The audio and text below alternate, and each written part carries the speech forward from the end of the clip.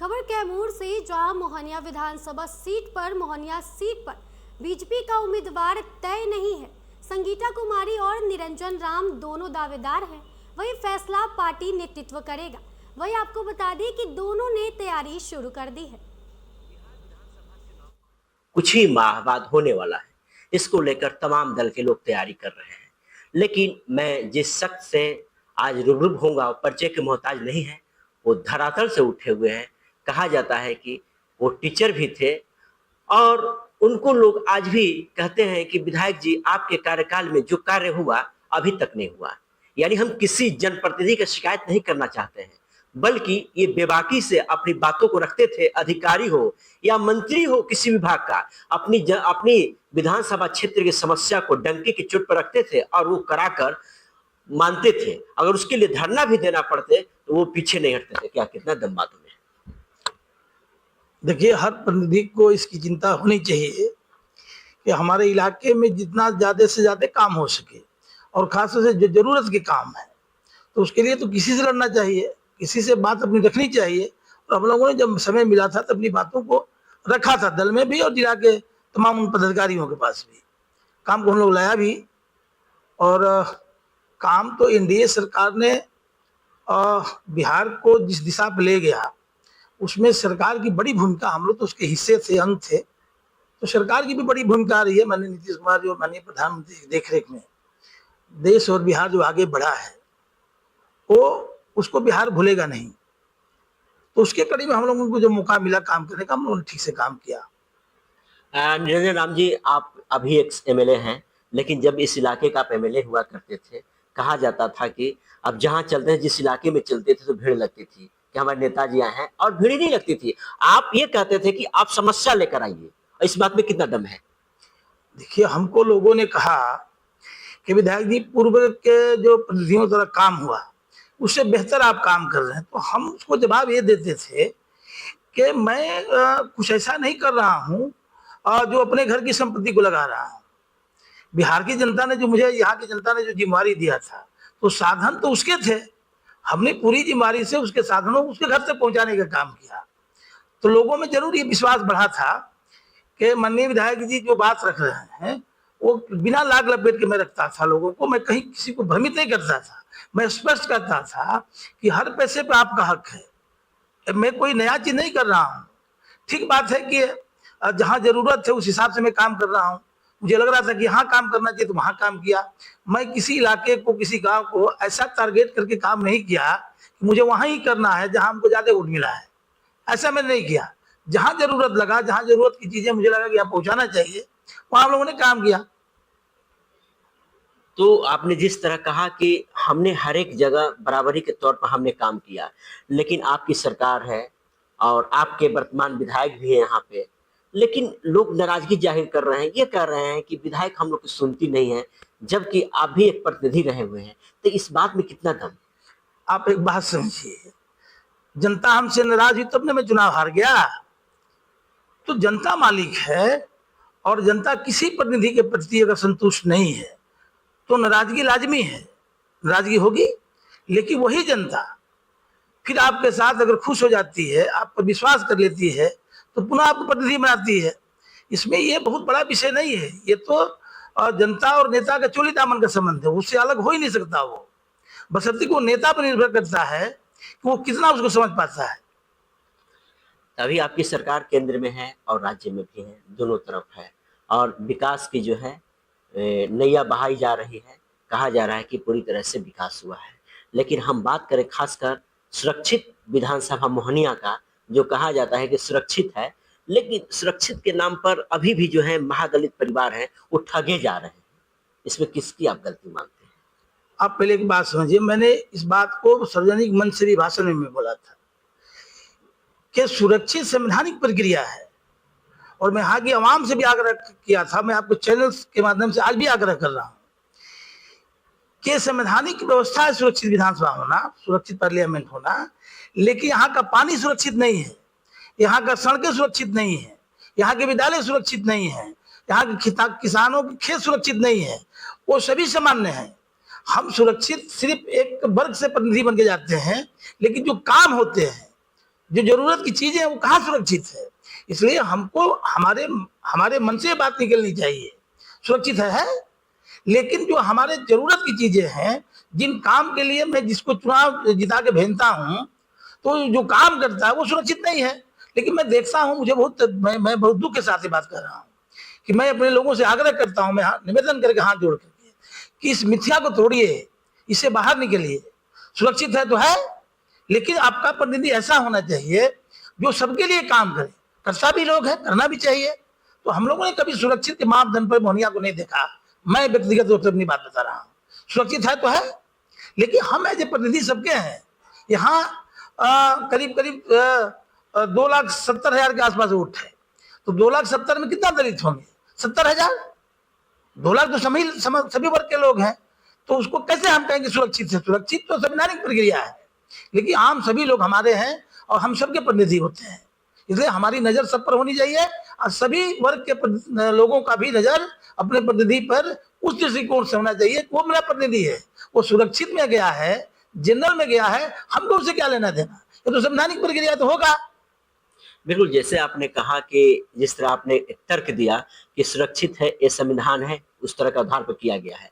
लेकिन अगर हम बात करें इस इलाके के विकास की, अगर कृषि की बात करें, अगर शिक्षा की बात करें, स्वास्थ्य की बात करें, तमाम चीज रहने के बाद भी जो है आज हम पिछड़े हैं। अगर अगर थोड़ा भी अगर हम एक्सीडेंट कर जाते हैं तो हमें ट्रीटमेंट कराने के अदर स्टेट में जाना पड़ता है। तमाम डॉक्टर रहने के बावजूद भी हम अछूता क्यों?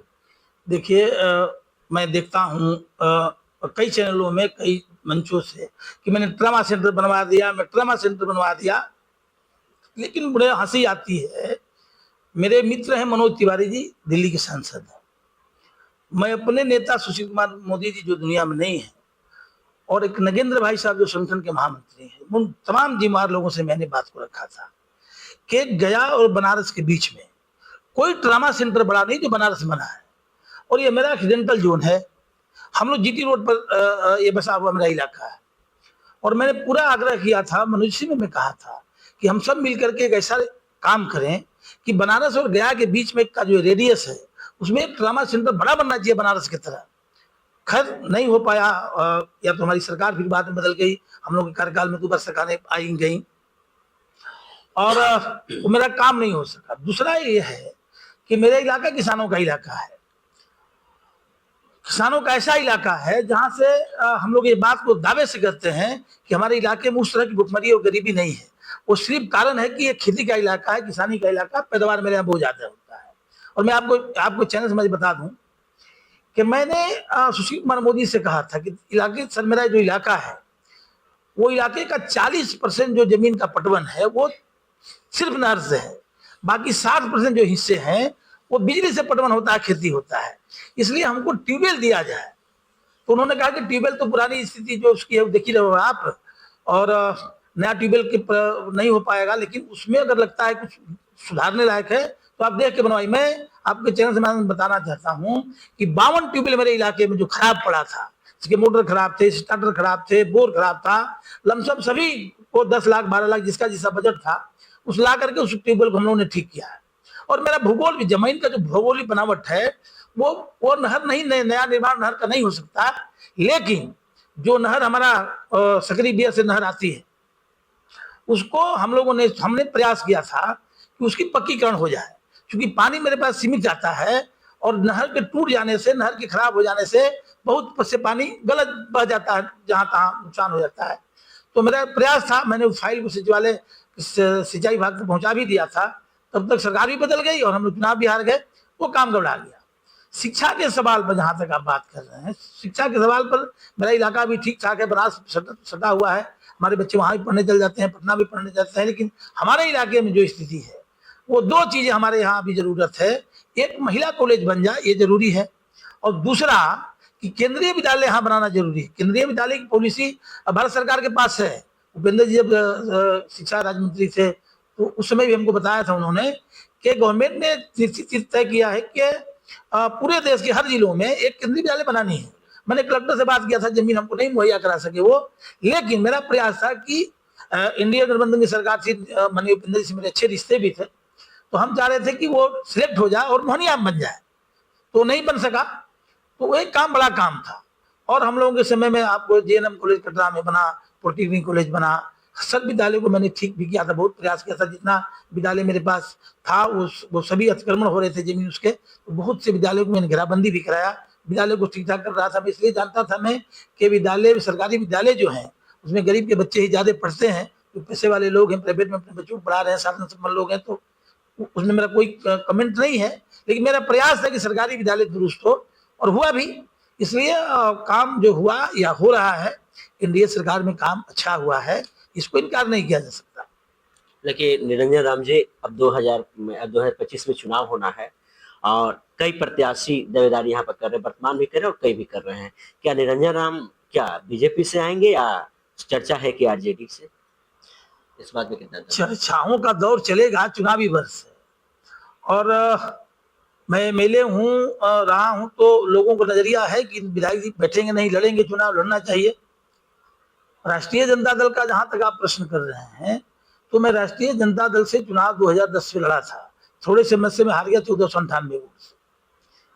फिर मैं भाजपा में चला गया, भाजपा से मैं चुनाव 2 बार जीता, 3 बार लड़ा। तो ये चर्चा का विषय रहेगा। लेकिन जहां तक मेरा विषय है, मैं अभी भारतीय जनता पार्टी में हूं, और भारतीय जनता पार्टी का मैं ऋणी हूं, क्योंकि भारतीय जनता पार्टी ने मुझे सड़क से उठा करके विधायक बना दिया, और 3 बार लड़ाया, 2 बार विधायक पार्टी ने बनाया। पार्टियों में आने जाने की परंपरा पुरानी है, सभी दलों में लोग आते जाते हैं, और आने जाने से पार्टी का निर्णय क्या होगा ये तो मैं नहीं कर सकता। लेकिन मुझे पार्टी पे भरोसा है कि पार्टी हम पर पुनः भरोसा करके चुनाव लड़ाने का आदेश देगी, और जैसा पार्टी का निर्णय होगा वही मेरा अंतिम निर्णय होगा।